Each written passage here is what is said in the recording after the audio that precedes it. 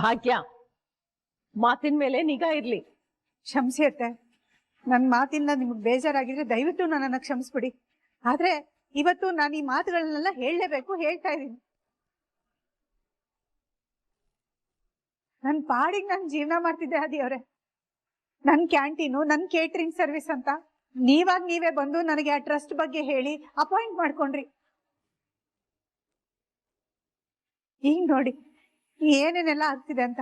I am sorry ಭಾಗ್ಯ, ಹೀಗೆಲ್ಲ ಆಗುತ್ತೆ ಅಂತ ನಾನು ಯೋಚನೆ ಮಾಡಿರ್ಲಿಲ್ಲ. ಮಾಡ್ಬೇಕಿತ್ತು ಅಂತ ಹೇಳ್ತಾ ಇದ್ದೀನಿ ಆದಿಯವರೇ. ಅದು ಭಾಗ್ಯ. ಆದಿಯವರೇ ಪ್ಲೀಸ್ ಏನು ಹೇಳಕ್ ಬರ್ಬೇಡಿ.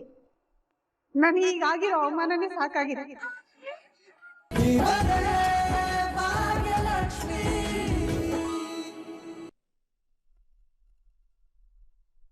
ಕಿಶನ್, ಡ್ಯಾಡ್ ಅಲ್ಲಿ ಗೊತ್ತಿಲ್ಲ. ಅಲ್ಲ, ಅದನ್ನ ನಿಧಾನವಾಗಿ ಕೇಳ್ಬೋದು ತಾನೆ, ಯಾಕೆ ಕಿರ್ಚಾಡ್ತಿದ್ಯಾ? ನೀನ್ ಹತ್ರ ಮಾತಾಡೋದು ವೇಸ್ಟ್ ಕಣೋ. ಡ್ಯಾಡ್ ಡ್ಯಾಡ್ ಎಲ್ಲಿದ್ದೀರಾ?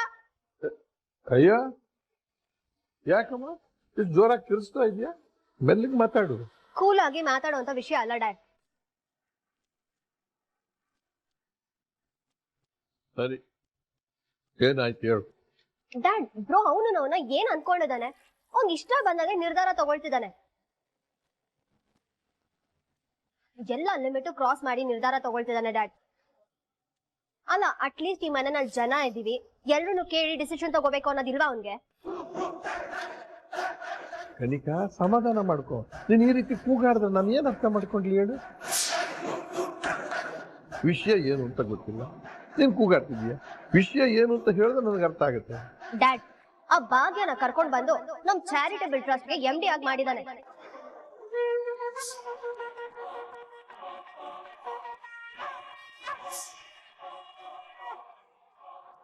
ಕನ್ನಿಕಾ, ಏನ್ ಹೇಳ್ತಾ ಇದೀಯಾ? ಎಸ್ ಡ್ಯಾಡ್, ನಿಜಾನೇ ಹೇಳ್ತಿದ್ದೀನಿ. ಈಗ ತಾನೇ ನನಗೆ ಕಾಲ್ ಬಂದಿತ್ತು, ಆ ಭಾಗ್ಯ ಅನ್ನೋರ್ನ MD ಆಗಿ ಅಪಾಯಿಂಟ್ ಮಾಡಿದ್ದಾರೆ ಅಂತ. ಹೇಗ್ ಡ್ಯಾಡ್ ಒಬ್ನೇ ಇದನ್ನೆಲ್ಲ ನಿರ್ಧಾರ ತಗೊಳ್ತಾನೆ? ಪರ್ಸನಲ್ ಲೈಫ್ ರಿಲೇಟೆಡ್ ಆದ್ರೆ ಓಕೆ, ಬಟ್ ಇದು ಬಿಸ್ನೆಸ್ ರಿಲೇಟೆಡ್. ಅಟ್ಲೀಸ್ಟ್ ಈ ತರ ಡಿಸಿಷನ್ಸ್ ತಗೊಳ್ಳುವಾಗ ನಿಮ್ ಹತ್ರ ಕೇಳ್ಬೇಕಲ್ವಾ? ನಮ್ಮನ್ನ ಯಾರು ಕೇಳದೆ ಹೇಗ್ ಅಪಾಯಿಂಟ್ ಮಾಡ್ಕೊಂಡ? ಹೌದಣ್ಣ, ಕನ್ನಿಕಾ ಹೇಳ್ತಾ ಇರೋದು ಸರಿಯಾಗೇ ಇದೆ. ಕಾಮತ್ ಬಿಸ್ನೆಸ್ ವೆಂಚರ್ಗೆ ಅವನೊಬ್ನೇ ಓನರ್ ಅಲ್ವಲ್ಲ ಅಣ್ಣ?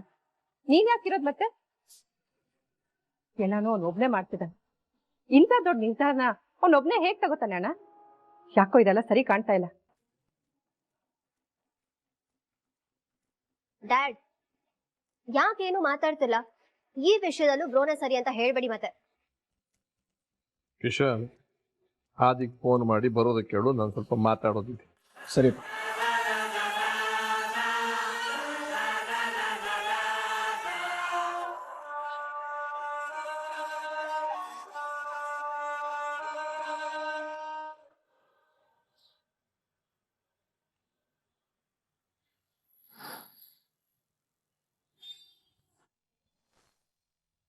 ಮೇಡಮ್, ನಾವು ಪ್ರತಿದಿನ ಬೆಳಗ್ಗೆ 9 ಗಂಟೆಗೆ ನಾಡಗೀತೆ ಆಡುವ ಮುಖಾಂತರ ಸ್ಕೂಲ್ ನ ಶುರು ಮಾಡ್ತೀವಿ. ಆದಿ ಸರ್ ಮತ್ತೆ ಕಾಮತ್ ಸರ್ ಕಡೆಯಿಂದ ನಮ್ಗೆ ಸ್ಟ್ರಿಕ್ಟ್ ಆರ್ಡರ್ ಆಗಿವೆ. ನಾವು ಮಕ್ಕಳಿಗೆ ಪಠ್ಯ ಪುಸ್ತಕದ ವಿಷಯ ಅಷ್ಟೇ ಅಲ್ಲದೆ ಅದ್ರ ಜೊತೆ ಪಠ್ಯೇತರ ವಿಷಯಗಳು ಕೂಡ ಕಲಿಸ್ಬೇಕು ಅಂತ ಹೇಳಿದ್ದಾರೆ. ಇನ್ ಮುಂದೆ ನೀವೇ ನೋಡ್ತಿರಲ್ಲ ಮೇಡಮ್, ಕೆಲವೊಂದ್ಸರಿ ಆಡಾಡೋದು ಕೇಳ್ಸುತ್ತೆ, ಕೆಲವೊಂದ್ಸರಿ ಜೋರಾಗಿ ಚೀರೋದು ಕೂಡ ಕೇಳ್ಸುತ್ತೆ. ಹಾಗಂತ ಟೆನ್ಷನ್ ಮಾಡ್ಕೋಬೇಡಿ, ಮಕ್ಳು ರಂಗಸ್ಥಳದಲ್ಲಿ ಡ್ರಾಮಾ ಕಲಿತಾ ಇರ್ತಾರಷ್ಟೇ. ಕೆಲವೊಬ್ರಿಗೆ ಸ್ಪೋರ್ಟ್ಸ್ ಇಷ್ಟ, ಕೆಲವೊಬ್ರಿಗೆ ಚಿತ್ರ ಬಿಡ್ಸೋದ್ ಇಷ್ಟ. ಯಾವ್ದಕ್ಕೂ ರೆಸ್ಟ್ರಿಕ್ಟ್ ಮಾಡಲ್ಲ, ಎಲ್ಲಾರ್ಗು ಎಲ್ಲದನ್ನು ಕಲಿಸ್ತೀವಿ. ಇಷ್ಟೆಲ್ಲ ಹೇಳ್ಕೊಟ್ರು ಡೊನೇಷನ್ ಕೊಡಿ ಅಂತ 1 ಪೈಸಾ ಕೂಡ ಕೇಳಲ್ಲ ಮೇಡಮ್. ಏನು ಹೇಳ್ಕೊಡ್ದೆ ಲಕ್ಷ ಲಕ್ಷ ಡೊನೇಷನ್ ಫೀಸು ಕೇಳೋರ್ ನಡುವೆ ಇಷ್ಟೆಲ್ಲ ಹೇಳ್ಕೊಟ್ಟು ಡೊನೇಷನ್ ಇಲ್ಲ, ಫೀಸು ಇಲ್ಲ ಅಂತ ಹೇಳಿದ್ರೆ ಆಶ್ಚರ್ಯ ಆಗುತ್ತೆ. ಹೌದು ಮೇಡಮ್, ಇದಕ್ಕೆ ಇಲ್ಲಿನ ಟೀಚರ್ಸ್ ಕೂಡ ಹೆಲ್ಪ್ ಮಾಡ್ತಾರೆ. ಟೀಚರ್ಸ್ ಅದ್ ಹೇಗೆ? ನಿಮ್ಗೆ ಗೊತ್ತಾ ಮೇಡಮ್, ಇಲ್ಲಿ ಯಾರು ಪರ್ಮನೆಂಟ್ ಟೀಚರ್ಸ್ ಅಲ್ವೇ ಅಲ್ಲ, ಒಂದೊಂದ್ ದಿನ ಒಬ್ರು ಬರ್ತಾರೆ. ಇಲ್ಲಿ ರಿಟೈರ್ಡ್ ಆಗಿರೋ ಟೀಚರ್ಸ್ ಬರ್ತಾರೆ, ಗೌರ್ಮೆಂಟ್ ಎಂಪ್ಲಾಯೀಸ್ ರಜಾ ಆಗಿರೋ ಟೈಮಲ್ಲಿ ಬರ್ತಾರೆ, ಕಾಲೇಜ್ ಪಾಸ್ ಆಗಿರೋ ಮಕ್ಳು ಎಕ್ಸ್ಪೀರಿಯನ್ಸ್ ಗೋಸ್ಕರ ಬರ್ತಾರೆ. ನಮ್ದು ಒಂದ್ ಗ್ರೂಪ್ ಇದೆ ಮೇಡಮ್, ಅಲ್ಲಿ ನಾಳೆ ಸಬ್ಜೆಕ್ಟ್ ಬಗ್ಗೆ ಅಪ್ಡೇಟ್ ಮಾಡ್ತೀವಿ. ಇಂಟ್ರೆಸ್ಟ್ ಇರೋರು ಬಂದ್ಬಿಟ್ಟು ಟೀಚ್ ಮಾಡ್ತಾರೆ. ಭಾನುವಾರ ರಜಾ ಅಂತ ಮಕ್ಳಿಗೆ ಮರ್ತೋಗಿದೆ ಮೇಡಮ್. ವಾರ ಪೂರ್ತಿ ಇಲ್ಲೇ ಇರ್ತೀವಂತಾರೆ. ಇಂಥ ಒಳ್ಳೆ ಕಡೆ ನನಗೆ ಕೆಲಸ ಮಾಡಕ್ ಅವಕಾಶ ಸಿಕ್ತಲ್ಲ, ಇದಕ್ಕೆಲ್ಲ ಆದಿಯವರೇ ಕಾರಣ. ಮೊದ್ಲು ಅವ್ರಿಗೆ ಥ್ಯಾಂಕ್ಸ್ ಹೇಳ್ಬೇಕು. ಬನ್ನಿ ಮೇಡಮ್, ಮಕ್ಳಿಗೆ ಹೊಸ ಹೊಸ ಅನುಭವ ಆಗ್ಬೇಕು ಮೇಡಮ್. ಅದಕ್ಕೆ ಹೊಸದಾಗಿ ಏನಾದ್ರು ಹೇಳ್ಕೊಡ್ಬೇಕು ಅಂತ ಕಾಮತ್ ಸರಿ ಐಡಿಯಾ ಮಾಡಿದ್ದಾರೆ. ಚೆನ್ನಾಗಿ ನನ್ಗ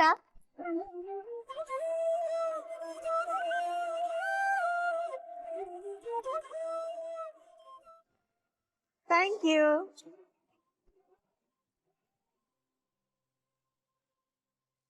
ಎಷ್ಟು ಚೆನ್ನಾಗಿದೆಲ್ಲ.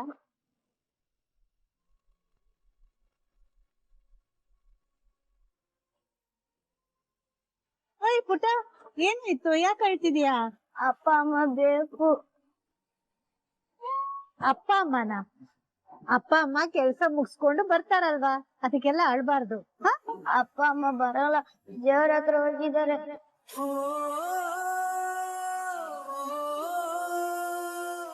ಹೊಸದಾಗಿ ಜಾಯ್ನ್ ಆಗಿದ್ದಾನೆ, ಅಪ್ಪ ಅಮ್ಮ ನೆನಪು ಬರ್ತಿದೆ ಪಾಪ.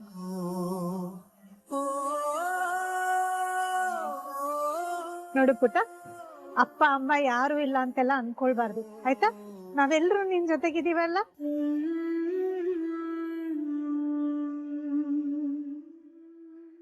ಇಂಥ ಮುಗ್ದು ಮಕ್ಳು ಇರೋ ಜಾಗದಲ್ಲಿ ಮೋಸ ಮಾಡಕ್ ಹೊರಟಿದಾರಲ್ಲ, ಎಂಥವ್ರು ಅವರು? ಯಾರೇ ಆಗಿರ್ಲಿ, ಅವ್ರನ್ನಂತೂ ನಾನ್ ಬಿಡಲ್ಲ. ಆ ದೇವ್ರೆ, ಏನಾಯ್ತು? ಯಾಕೆ ಒಂಥರ ಇದೀರಿ? ಏನಾದ್ರೂ ಸಮಸ್ಯೆನಾ?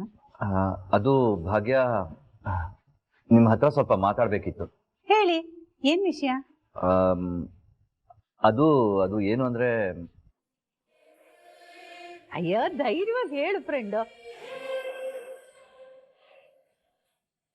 ಒಂದು ರೆಸ್ಯೂಮ್ ಕೂಡ ತಗೊಳ್ಳದೆ ಅಪಾಯಿಂಟ್ಮೆಂಟ್ ಮಾಡ್ಕೊಡೋದು ಅಂತಂದ್ರೆ ಏನರ್ಥ? ಅದು ವ್ಯಾಲಿಡ್ ಆಗಲ್ಲ. ನಮ್ಮ ಕಾಲದಲ್ಲಿ ಏನೇನ್ ಪ್ರೊಸೀಜರ್ ಇದೆಯೋ ಆ ಪ್ರಕಾರ ಎಲ್ಲ ಆಗ್ಲಿ.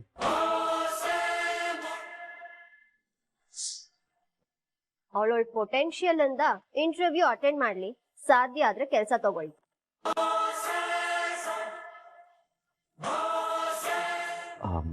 ಅದಕ್ಕೆ ಭಾಗ್ಯ, ಈಗ ನೀವು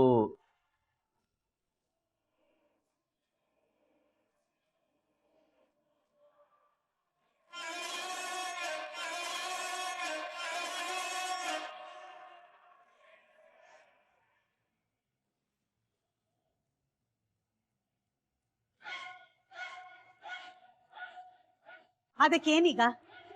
ನಾನು ಇಂಟರ್ವ್ಯೂ ಅಟೆಂಡ್ ಮಾಡ್ಬೇಕು ಅಂತ ಹೇಳಕ್ ಬಂದ್ರ? ಅದು ಭಾಗ್ಯ, ಹೌದು ಅಂತ ಹೇಳಿ ಆದಿಯವ್ರೆ.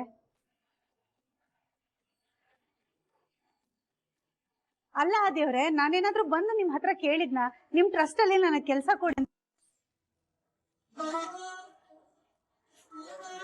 ಐ ಆಮ್ ರಿಯಲಿ ಸಾರಿ ಭಾಗ್ಯ. ದಯವಿಟ್ಟು ಆದಿಯವ್ರೆ, ಈಗ ಸಾರಿ ಎಲ್ಲ ಹೇಳಿ ನನ್ ಬಾಯಿ ಮುಚ್ಚಕ್ ಬರ್ಬೇಡಿ. ಪದೇ ಪದೇ ನನ್ ಬಗ್ಗೆ ಕೆಟ್ಟ ಅಭಿಪ್ರಾಯ ಬರೋ ತರ ಮಾಡ್ತಿದ್ದೀರಿ ನೀವು.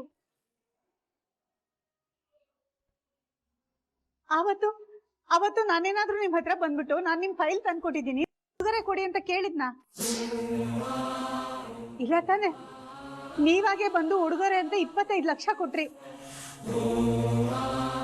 ನಿಮ್ ಹತ್ರ ಎಷ್ಟು ಸಲ ರಿಕ್ವೆಸ್ಟ್ ಮಾಡ್ಕೊಂಡೆ ಆದಿಯವ್ರೆ, ಆ ಉಡುಗೊರೆ ನನಗ್ ಬೇಡ ಅಂತ. ನನ್ ಮಾತು ಕೇಳಿದ್ರ ನೀವು? ಮನೆವರೆಗೂ ಬಂದು ಕನ್ನಿಕಾ ಹತ್ರ, ಮೀನಾಕ್ಷಿ ಮೇಡಮ್ ಹತ್ರ ದುಡ್ಡು ಕೊಟ್ರು, ಅವ್ರುಗಳು ಅದನ್ನ ತಗೊಳ್ಳಿಲ್ಲ. ಅದಾದ್ಮೇಲೆ ನೀವೇ ನಾನ್ ಮಿಡಲ್ ಕ್ಲಾಸ್ ಜೀವನಾನ ಲೀಡ್ ಮಾಡ್ತೀನಿ ಅಂತ ಹೇಳಿದ್ರಿ. ನಾನು ಅದಕ್ಕೂ ಬೇಡ ಅಂದೆ, ಆದ್ರೆ ನೀವೇ ನನ್ ಮಾತು ಕೇಳಲಿಲ್ಲ. ಹಠ ಹಿಡಿದು ಸವಾಲ್ ಸ್ವೀಕರಿಸಿದ್ರಿ. ಆಮೇಲೆ ಏನಾಯ್ತು ಹೇಳಿ?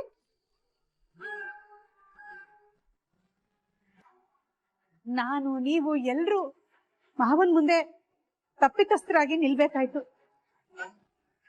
ಈಗ ನೋಡಿದ್ರೆ ಈ ವಿಷಯ ಪದೇ ಪದೇ ಈ ತರ ಆಗ್ತಿದ್ರೆ ನನ್ ಬಗ್ಗೆ ಏನ್ ಅನ್ಕೊಳಲ್ಲ ಹೇಳಿ? ಅದು ಹಾಗಲ್ಲ ಭಾಗ್ಯ, ಇದೆಲ್ಲ ಆಗುತ್ತೆ ಅಂತ ನನ್ಗೆ ಗೊತ್ತಿರ್ಲಿಲ್ಲ. ಗೊತ್ತಿರ್ಲಿಲ್ವಾ? ಆದಿಯವರೇ, ಎಷ್ಟು ವರ್ಷದಿಂದ ಕೆಲಸ ಮಾಡ್ತಿದ್ದೀರಿ, ಒಬ್ರನ್ನ ಕೆಲ್ಸಕ್ಕೆ ಹೇಗ್ ತಗೊಳ್ತಾರೆ ಅನ್ನೋದು ನಿಮ್ಗೆ ಗೊತ್ತಿರ್ಲಿಲ್ವಾ? ಕನ್ನಿಕಾ ಏನ್ ಹೇಳಿದಾಳೋ ಅವಳ ಮಾತು ಸರಿಯಾಗೇ ಇದೆ. ಅವಳ ಮಾತಲ್ಲಿ ಯಾವ ತಪ್ಪು ಕಾಣಿಸ್ತಿಲ್ಲ. ಮಾವ ಕೂಡ ಸರಿಯಾಗಿ ಹೇಳಿದ್ದಾರೆ. ಅಲ್ಲ, ನಿಮ್ ಮನೆಯವರೇ ನಿಮ್ ನಿರ್ಧಾರದ ಬಗ್ಗೆ ಈ ತರ ಮಾತಾಡ್ತಿದ್ದಾರೆ ಅಂದ್ರೆ ಆಫೀಸಲ್ಲಿರೋ ಜನ ಯಾವ ತರ ಮಾತಾಡಲ್ಲ ಹೇಳಿ?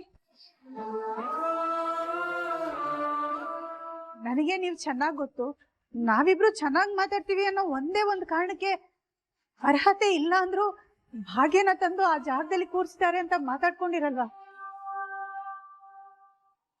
ಭಾಗ್ಯ, ಮಾತಿನ ಮೇಲೆ ನಿಗಾ ಇರ್ಲಿ. ಕ್ಷಮಿಸಿ ಅತ್ತೆ, ನನ್ನ ಮಾತಿಂದ ನಿಮ್ಗೆ ಬೇಜಾರಾಗಿದ್ರೆ ದಯವಿಟ್ಟು ನನ್ನನ್ನು ಕ್ಷಮಿಸ್ಬಿಡಿ. ಆದ್ರೆ ಇವತ್ತು ನಾನು ಈ ಮಾತುಗಳನ್ನೆಲ್ಲ ಹೇಳಲೇಬೇಕು, ಹೇಳ್ತಾ ಇದ್ದೀನಿ. ನನ್ನ ಪಾಡಿಗೆ ನಾನು ಜೀವನ ಮಾಡ್ತಿದ್ದೆ ಆದಿಯವರೇ. ನನ್ನ ಕ್ಯಾಂಟೀನು, ನನ್ನ ಕೇಟರಿಂಗ್ ಸರ್ವಿಸ್ ಅಂತ ನೀವೇ ಬಂದು ನನಗೆ ಆ ಟ್ರಸ್ಟ್ ಬಗ್ಗೆ ಹೇಳಿ ಅಪಾಯಿಂಟ್ ಮಾಡ್ಕೊಂಡ್ರಿ. ಈಗ ನೋಡಿ ಏನೇನೆಲ್ಲ ಆಗ್ತಿದೆ ಅಂತ. ಐ ಆಮ್ ಸಾರಿ ಭಾಗ್ಯ, ಹೀಗೆಲ್ಲ ಆಗುತ್ತೆ ಅಂತ ನಾನು ಯೋಚನೆ ಮಾಡಿರ್ಲಿಲ್ಲ. ಮಾಡ್ಬೇಕಿತ್ತು ಅಂತ ಹೇಳ್ತಾ ಇದ್ದೀನಿ ಆದಿಯವರೇ. ಅದು ಭಾಗ್ಯ, ಆದಿಯವರೇ ಪ್ಲೀಸ್ ಏನು ಹೇಳಕ್ ಬರ್ಬೇಡಿ. ನನಗೆ ಈಗಾಗಿರೋ ಅವಮಾನನೇ ಸಾಕಾಗಿದೆ.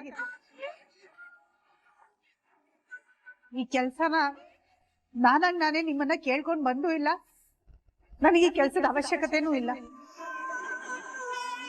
ಬೇರೆ ಯಾರನ್ನಾದ್ರೂ ಈ ಕೆಲ್ಸಕ್ಕೆ ಅಪಾಯಿಂಟ್ ಮಾಡ್ಕೊಳ್ಳಿ. ಇನ್ ಮುಂದೆ ಯಾವತ್ತೂ ನನಗ್ ಸಹಾಯ ಮಾಡೋ ಉದ್ದೇಶ ಇಟ್ಕೊಂಡ್ ಬರಬೇಡಿ ದಯವಿಟ್ಟು.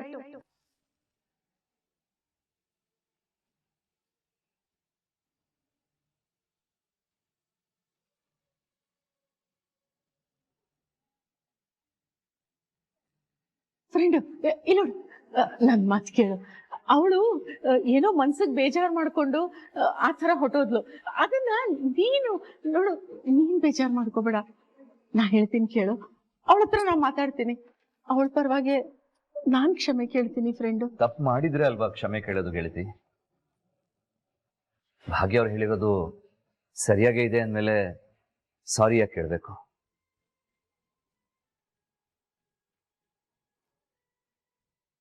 ಫ್ರೆಂಡು